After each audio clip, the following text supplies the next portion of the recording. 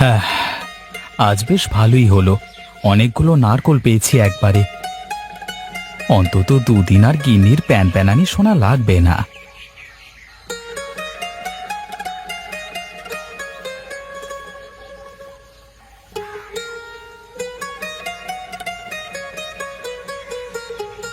কই গো গিন্নি, কোথায় গেলে তুমি? দেখো দেখো, আজ কতগুলো নারকোল একসাথে এনেছি।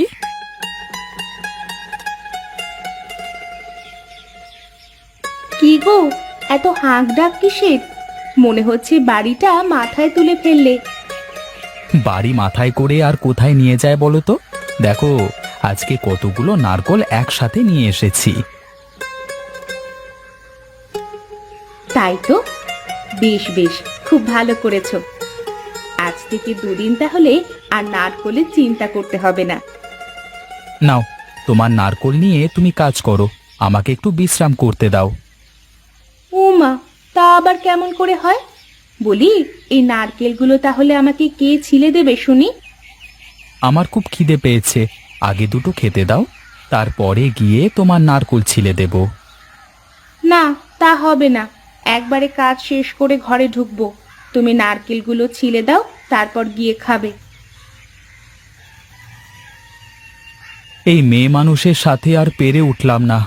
ওহে বন্ধুগণ, তোমরা কেউ আমার মতো বিয়ে করে বিপদে পড়ো না। বাইরে যতই তুমি বাঘের মতো গর্জন করো না কেন, ঘরে আসলে তোমাকে বিড়াল হয়েই যেতে হবে।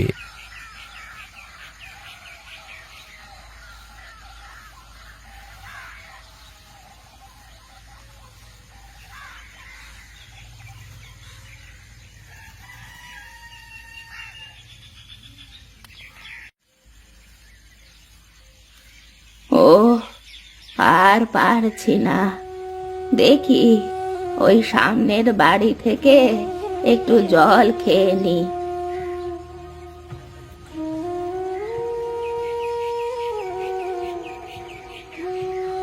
মারে, আমাকে এক গ্লাস জল দিবি? বড্ড তেষ্টা পেয়েছে। তুমি এখানে বসো বুড়িমা, আমি তোমাকে জল এনে দিচ্ছি।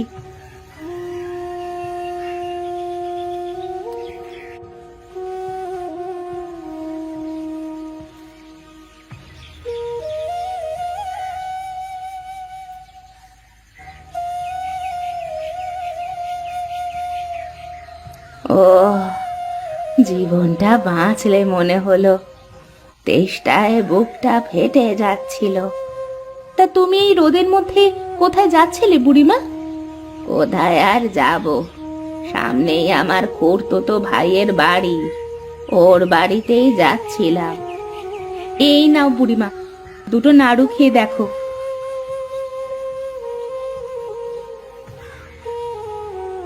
আরে বাহ, খুব সুন্দর তো নাড়ুগুলো। এগুলো কি তুই বিক্রি করিস রে মা? হ্যাঁ গো বুড়িমা, এগুলো তোমার ছেলে এলাকার দোকানে দোকানে গিয়ে দিয়ে আসে। বেশ বেশ, খুব ভালো। ঈশ্বর তোর মঙ্গল করুক। আমি এখন যাই রে মা।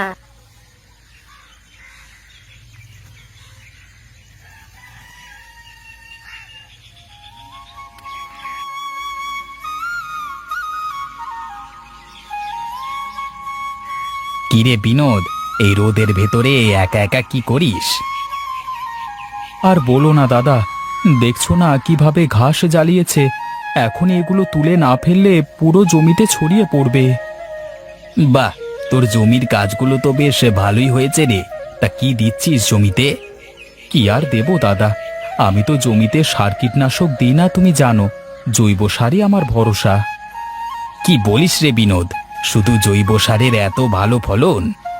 ফলন আর পেলাম কোথায় দাদা, এখনো তো ফলই ধরলো না গাছে। তা তো দেখতেই পাচ্ছি, গাছ ভালো হয়েছে মানে ফলও ভালো হবে রে। তুই কাজ কর তাহলে, আমি এখন চলি। হ্যাঁ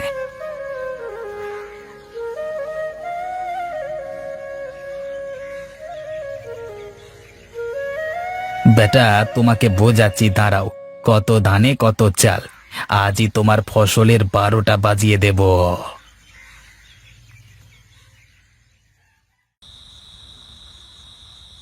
আচ্ছা, আমরা কবে বড়লোক হব? এভাবে একটু একটু করে টাকা জমাতে তো অনেক সময় লেগে যাবে।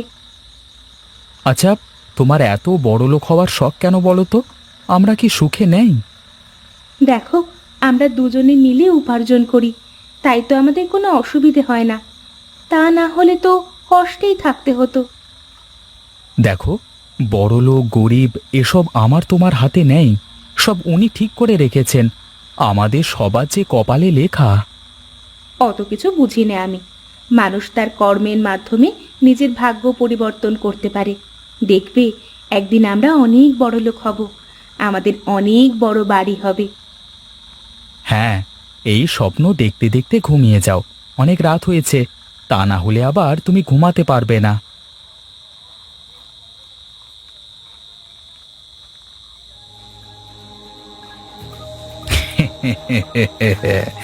দেখি এবার কি করে তোর জমিতে ভালো ফসল হয়। আমার সাথে পাল্লা দিয়ে জেতা এত সহজ নয়। আমি তোকে গ্রাম ছাড়া না করতে পারলে আমিও সুনীল নই।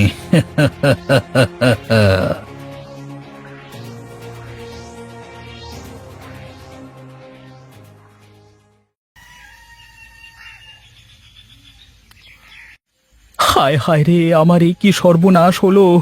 এত সর্বনাশ আমার কে করলো? এসব কি করে হলো রে? সব গাছগুলো কেমন মনে হচ্ছে শুকিয়ে মরে গেছে। না দাদা, কেউ মনে হয় আমার জমিতে বিষ দিয়েছে, তা না হলে তো এমনটা হওয়ার কথা না। তোর সাথে আবার কার শত্রুতা আছে? কে এমন কাজ করতে পারে? আমার মনে হয় তোর জৈব সারের কারণে এমনটা হয়েছে। সবাই দেখুন গ্রামবাসী, এই জৈব সার কত ভয়ানক ঘটনা ঘটিয়েছে।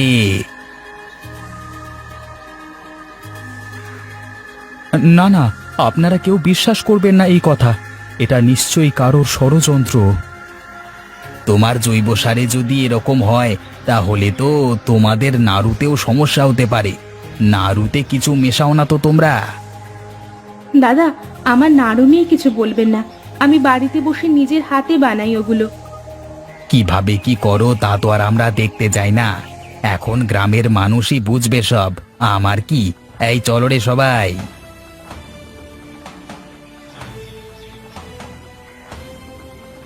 ওগো, ওরা যা বললো তা কি সত্যি? গিন্নি, তুমিও আমার কথা বিশ্বাস করতে পারছো না? এটা নিশ্চয়ই ওই সুনীলের কাজ। চলো বাড়িতে যাই, যা হয় দেখা যাবে।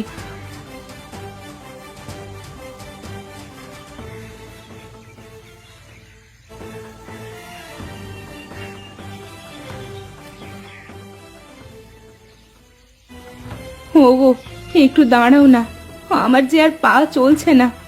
ওই যে সামনে একটা বড় গাছ, ওখানে গিয়ে বসে দুটো চিড়ে মুড়ি খেয়ে নিই চলো। হ্যাঁ, তাই চলো।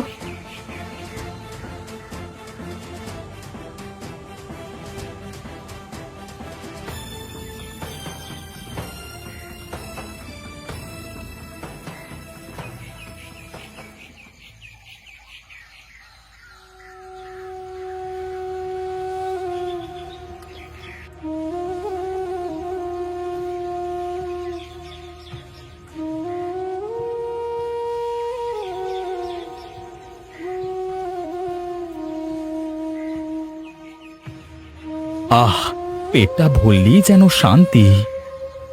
যে আমাদের গ্রাম থেকে বিতাড়িত করলো, তার সাথেও যেন ভালো কিছু না হয়। অমন কথা বলতে হয় না গিন্নি, হয়তো আমাদের জীবনে ভালো কিছুও থাকতে পারে। হুম, সারা জীবন তো কষ্ট করে কাটালাম, এখন তো আর কিছুই নেই। কিভাবে স্বপ্ন দেখি বলো তো? একটু চোখটা বন্ধ করে বিশ্রাম নাও, দেখতে পাবে।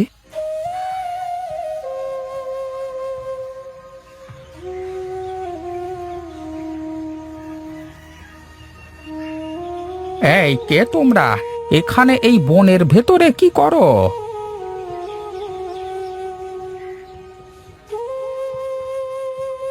তোমরা কারা মা? কোথা থেকে এসেছো? আসলে আমরা ওই দূর গ্রাম থেকে এসেছি, থাকবার জায়গা নেই তো, তাই এই গাছের নিচে আশ্রয় নিয়েছিলাম।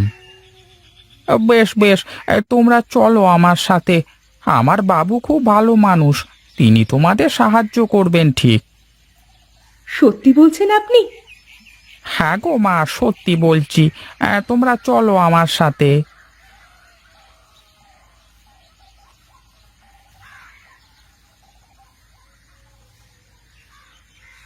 দেখো গিন্নি, কত বড় বাড়ি! দেখে তো মনে হচ্ছে, মনে হয় কোনো রাজাধিরাজদের বাস এখানে। হ্যাঁ গো, আমার কাছে তো সবকিছু কেমন স্বপ্নের মতো মনে হচ্ছে। স্বপ্ন নয় গিন্নি, সত্যি। যদি কোনোভাবে তিনি আমাদের একটা সুযোগ দেন না, তাহলে তো আমাদের জীবনই পাল্টে যাবে। তুমি কোনো চিন্তা করো না। আর উনি তো বললেন বাবু খুব ভালো মানুষ, আর আমি বললে উনি না করতে পারবেন না। একটা না একটা ব্যবস্থা ঠিকই হয়ে যাবে।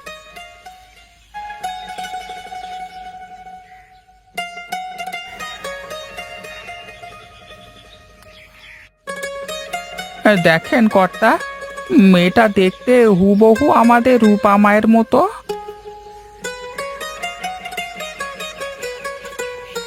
মারে, তুই হয়তো শুনলে অবাক হবি, আমার মেয়েটাও দেখতে একদম তোরই মতো ছিল। এক মেলার মাঠে আমি ওকে হারিয়ে ফেলি, ও তখন খুব ছোট ছিল। আমি আমার পালিত বাবার কাছে মানুষ। সে মেলার মাঠে বিভিন্ন মিষ্টি মিঠাই বিক্রি করত। তবে শুনেছি অনেক ছোট থাকতে আমাকে সে মেলার মাঠে পায়। তার মানে তুই আমার সেই হারিয়ে যাওয়া রূপা?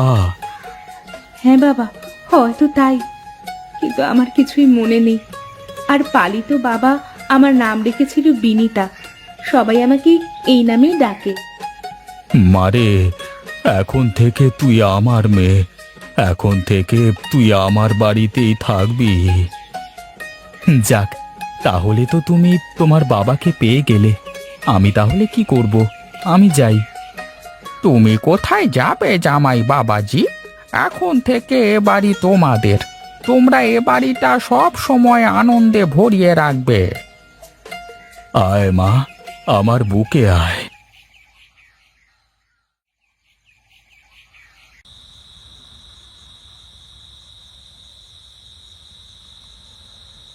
আজ বুঝতে পেরেছি, এই জন্যই বুঝি তুমি সব সময় বড়লোক হওয়ার কথা বলতে। কি বুঝলে তুমি? এই যে তোমার কপালে লেখা, তুমি বড়লোক ঘরের মেয়ে, আর আমি তো সেই জন্ম থেকেই গরিব। কে বলেছে তুমি গরিব? আমি তো আছি তোমার। তাহলে তুমি গরিব হলে কি করে? হ্যাঁ তাই তো। তবে শোনো, আমি কিন্তু চাষবাস ছাড়া অন্য কোনো কিছু করতে পারবো না। চাষ করতেই আমার ভালো লাগে। তার মানে আমি হব চাষির ধনী বউ, তাই তো?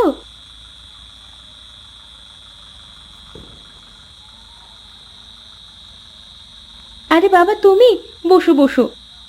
মারে, এতদিন আমি ভাবতাম আমার এত সম্পদ ঐশ্বর্য সব কে দেখবে। এখন আমার আর সেই দুঃখ নেই। এখন আমি তোকে পেয়ে গেছি। বাবা, তুমি কোনো চিন্তা করবে না। আমি থাকতে তোমার কিছুই হবে না। মারে, আমি আর কদিনই বা বাঁচবো। আমি চাই এ বাড়িতে আমার দাদু ভাইরা খেলাধুলা করে বেড়াক। আমি আমার বংশের প্রদীপকে দেখতে চাই মা। হ্যাঁ, আপনি কোনো চিন্তা করবেন না শ্বশুর মশাই, বিষয়টা আমি দেখব।